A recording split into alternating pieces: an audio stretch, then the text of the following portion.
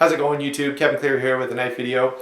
Today I have a pretty cool blade, one from one of my favorite designers. This is the Benchmade Emissary, designed by Warren Osborne. It just so happens that almost all the Benchmades I really like, not totally, but most of the Benchmades I really like are Warren Osborne designs.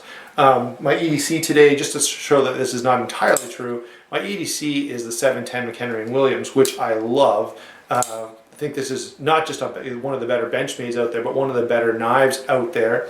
But that's definitely the exception rather than the rule. Generally, if there's a Benchmade I'm interested in and I find really attractive, it is designed by Warren Osborne. This is one of those, and it's a very, very nice one, and there's not a lot that I don't like about this knife, okay? There are a couple little things that I'll speak to as we go through the video, but overall this is going to be a very positive consideration of this knife, with one glaring exception. And I want to put this out there right away so that as you watch the rest of the video, and I'm very positive because I really like this knife, you won't go, man, Kevin just loves this knife. I do love this knife. I think it's a great knife. I love practically everything about it, with one glaring exception, that is the price point. I think this is overpriced, and if you're looking at this, thinking of buying it, I think there are other knives that perform as well or better for a better price, okay? I think you should probably be looking at somewhere more like, I don't know, $150, $140 for this knife, but it's almost $200, $191, and you're not going to beat that from retail location, because Benchmade has now asked that their retailers use their suggested price. So they're kind of saying to the retailers, no, you can't give a discount, whatever. You have to sell it for the price we say. Which from a business standpoint, especially because we as end users know about it, I don't think that's a wise move. But nonetheless, there it is. Okay, so that's going to be sort of the dark cloud over what is a very, very great knife. So let's get into the specs on this. Size and weight are just where they need to be, okay? 8 inches, you guys know I like 8 inch to, 8 inches and over is kind of my magic number. I have some exceptions to that, but generally I like to see a knife that's at least 8 inches and at least 3.5 inch blade. This is 8 inches. The blade is 3 7/16. So I guess we'll forgive that being slightly under 3.5 inches. That's okay.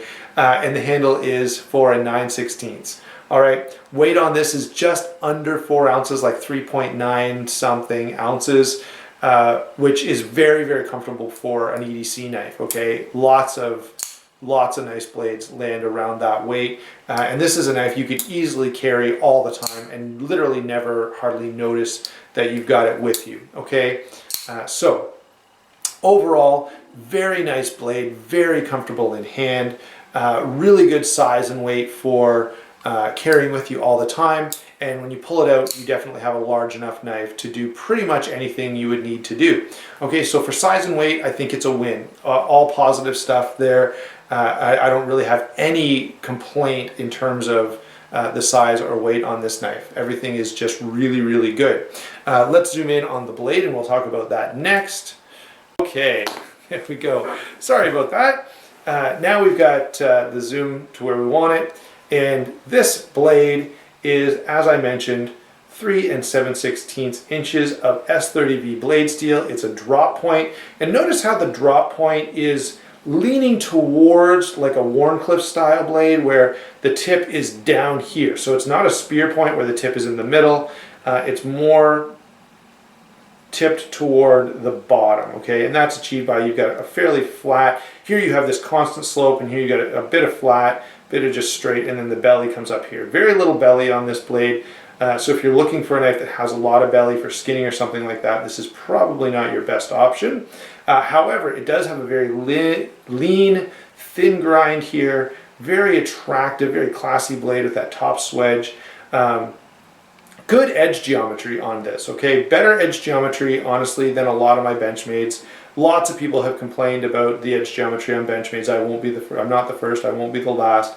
But this one is better than most that I've experienced, okay? So it cuts actually really well, and it sharpens really well. Most people, I think the reason they complain is because you go to sharpen a Benchmade and you notice right away that the angle here is different than most other knives. So it's a little bit annoying if you're always sharpening your knives and then you go to sharpen a Benchmade and you've been sharpening, Spydercos and cold steels and different things, you're going to notice you have a little bit of a hard time with the Benchmade. It's just a steeper angle, okay?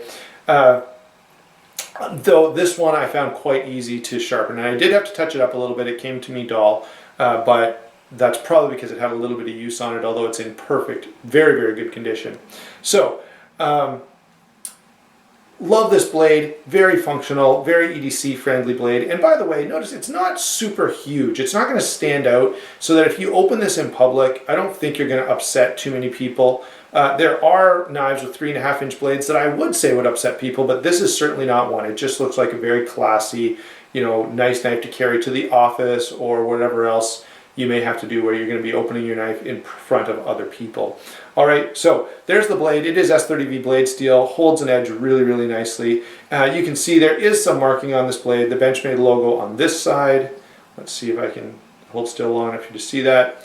And on this side, it does say Osborne. And this one says first production run 369 of 750. Okay, which is kind of cool, right? From a collecting standpoint, I kind of like that. So the blade is a win again. As I said, this is going to be very positive. I really like the blade. I found it to slice well, perform well in everything I've asked it to do. There's one spot, let's see if I can find it here. I don't know if it'll show up on the camera. On this side of the blade, it's very nicely grinder satin finish, but there's one slightly deeper, there's a couple of deeper marks here near the end of the blade where, maybe there was something on the belt as it went over or whatever. Not the end of the world. Very, very nicely finished blade though. All right, lockup and deployment. There's not a lot to say about this. It's a Benchmade. It has an axis lock, and so it's going to be very smooth, and it's assisted opening, and like other Benchmade assisted openers, very, very fast. Probably the closest thing to an auto that you can own if you live in an area where autos are illegal but assisted openers are fine. All the Benchmades I've had, all the Benchmades I've even tried are insanely fast.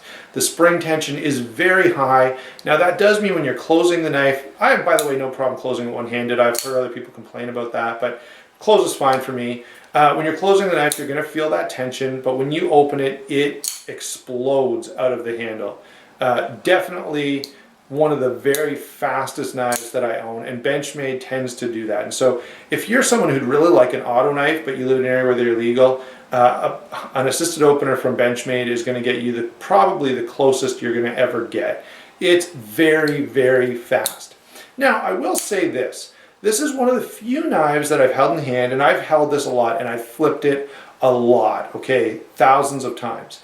My take on this is that I actually wouldn't mind trying to de-assist this, and I may do that. And if I do, I'll make a follow-up video. I may change my mind and not. Keep in mind that when you're collecting, you've got a number of blades. If this was going to be my all-the-time, everyday user, I would definitely de-assist it. At least try it that way, and if I didn't like it, I could always put it back, right? Now, there is a lock on this. Here it is on the back. So this works to essentially, all it does really, I don't know if you'll be able to see this, but I'll try to do it slowly for you. So look right here by my thumb. As I engage the lock, all it does is keeps that axis lock from coming back. So I can't unlock the blade, therefore I can't close it. Okay, same is true in the closed position. I can't move the lock, therefore I can't open the knife. Very, very simple operation and very reliable. Now, I know guys complain about that, but I actually don't mind it, and here's why. I have a 4-year-old at home. And sometimes, not all the time, in fact, very rarely, but sometimes it's happened that I sit down to eat a meal, or I sit down, or I go, sit down somewhere. I take my knife out of my pocket and set it on the table near where I'm eating or doing something else. Were my 4-year-old to come along and pick it up, if the lock is on, guess what? He can't open it. And I think that's a benefit for a household with small children. Now, I will say on the other end of the spectrum, I totally get it. If you're in an emergency situation and you really need your knife and you pull it out and you go, oh no, it won't open. The lock is on. Crap. Okay, I totally understand that. What I do is, because I've been doing this for some time, it's almost like, muscle memory for me. When this is in my pocket, I just put it in my pocket, I take it out. I put it in, I take it out. However, if I take it out and I go to set it on the table, just as I'm putting it on the table, I just engage the lock, put it down. Okay, I don't even think about it. I just do it, and probably that's part of what happens because of having kids. So there is a lock. It's not necessary. And if you don't like it, just don't use it. It's just a little switch. Leave it alone and it won't bother you, okay? The handle is the next thing we want to speak to, and this handle is very, very nicely finished, 6061 aluminum. It is blue anodized. Now, I love this handle. I love the feel in hand. I love the look.